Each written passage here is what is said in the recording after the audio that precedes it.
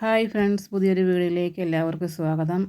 ഇന്ന് നമ്മളിവിടെ ഒരു സേമിയ കൊണ്ടൊരു ഉപ്പുമാവാണ് ഉണ്ടാക്കാൻ പോകുന്നത്.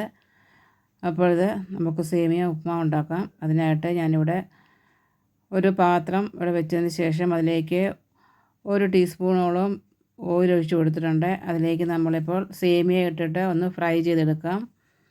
ഞാനിത് 100 ഗ്രാം സേമിയയാണ് ഇവിടെ എടുത്തിരിക്കുന്നത്. അതിട്ട് കൊടുത്തതിന് ശേഷം ഇത് നന്നായിട്ട് ഇളക്കി കൊടുക്കാം.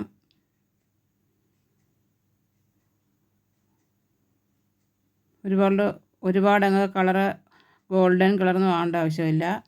അപ്പോൾ നമ്മൾ സേമിയ ഫ്രൈ ആക്കി എടുത്തിട്ടുണ്ട്. ഇനി ഒരു പാൻ വെച്ചതിന് ശേഷം അതിലേക്ക് 2 ടേബിൾ സ്പൂൺ ഓയിൽ ഒഴിച്ച് കൊടുത്തിട്ടുണ്ട്. അതിലേക്ക് 1 ടീസ്പൂൺ കടുകും 1 ടീസ്പൂൺ ഉഴുന്ന് പരിപ്പ് ഇട്ട് കൊടുത്തിട്ടുണ്ട്. അതിലേക്ക് കുറച്ച് കറിവേപ്പില ചേർത്ത് കൊടുത്തിട്ടുണ്ട്. ഇനി ഇതിലേക്ക് ചേർത്ത് കൊടുക്കുന്നത് 2 വറ്റൽമുളക് കട്ട് ചെയ്തത് ചേർത്ത് കൊടുക്കാം.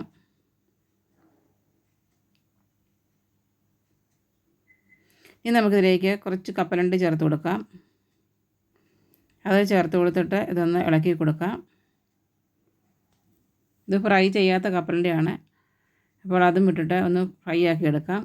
അതിനുശേഷം ഇതിലേക്ക് ഒരു 3 പച്ചമുളകും 1 കഷ്ണം ഇഞ്ചിയും കട്ട് ചെയ്തത് ചേർത്ത് കൊടുത്തിട്ടുണ്ട്. ഇനി ഇതിലേക്ക് ഒരു സവാള ചെറുതായിട്ട് കട്ട് ചെയ്തതാണ് ചേർത്ത് കൊടുക്കുന്നത്. അതും ചേർത്ത് കൊടുത്തിട്ട് ഇതൊന്ന് ഇളക്കി കൊടുക്കാം. ഈ ഉള്ളിയൊക്കെ ഒന്ന് വാടി വരുമ്പോഴേക്കും ഇതിലേക്ക് നമുക്ക് 1 ക്യാരറ്റ് ഗ്രേറ്റ് ചെയ്തതാണ് ഇട്ട് കൊടുക്കുന്നത്. ക്യാരറ്റും ഇട്ട് കൊടുത്തിട്ടുണ്ട്. അതിനുശേഷം ഇത് ഇളക്കി കൊടുക്കാം. ഇതൊന്ന് അടച്ച് വെച്ച് കൊടുക്കാം. ഗ്യാസ് കുറച്ച് വെച്ചതിന് ശേഷമാണ് അടച്ച് വെച്ചിരിക്കുന്നത്. അടച്ച് വെച്ചതിന് ശേഷം ഇനി നമുക്ക് അടപ്പ് മാറ്റിയതിന് ശേഷം ഇത് വീണ്ടും ഒന്ന് ഇളക്കി കൊടുക്കാം.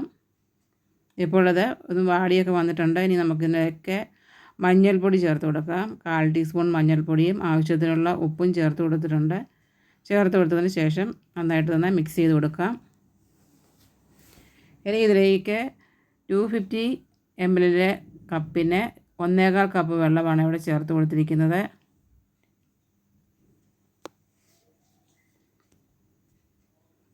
വെള്ളം ചേർത്ത് കൊടുത്താണ്, നല്ല ചൂടുവെള്ളമാണ് ചേർത്ത് കൊടുത്തിരിക്കുന്നത്. ആ വെള്ളം ഇപ്പോൾ തിളച്ച് വന്നിട്ടുണ്ട്. അതിലേക്ക് നമ്മൾ ഫ്രൈ ചെയ്ത് വെച്ചിരിക്കുന്ന സേമിയ ഇട്ട് കൊടുക്കാം.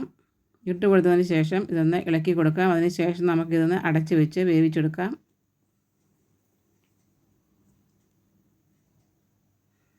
ചെറിയ തീയിലിട്ടാണ് ഇത് വേവിച്ചെടുക്കുന്നത്.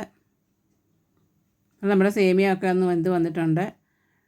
കുറച്ച് ശകലം വെള്ളം കൂടെ. ഇതിലേക്ക് നമുക്കിനിയും ഒരു 1/2 മുറി നാരങ്ങ നമുക്ക് അതിൻ്റെ നീരൂടെ ചേർത്ത് കൊടുക്കാം. കുറച്ച് മല്ലിയിലയും ചേർത്ത് കൊടുക്കാം. വീണ്ടും ഒന്ന് ഇളക്കിയതിന് ശേഷം ഇത് ഒന്നുകൂടെ അടച്ച് വയ്ക്കാം.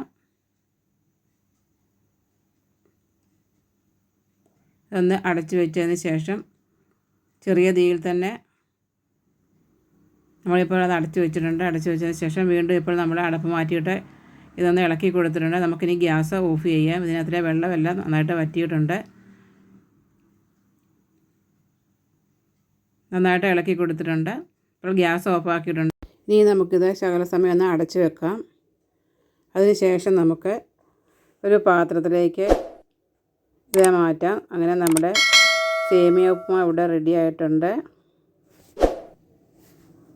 വീണ്ടും പുതിയൊരു വീഡിയോ ആയിട്ട് വരുന്നതായിരിക്കും. ബൈ.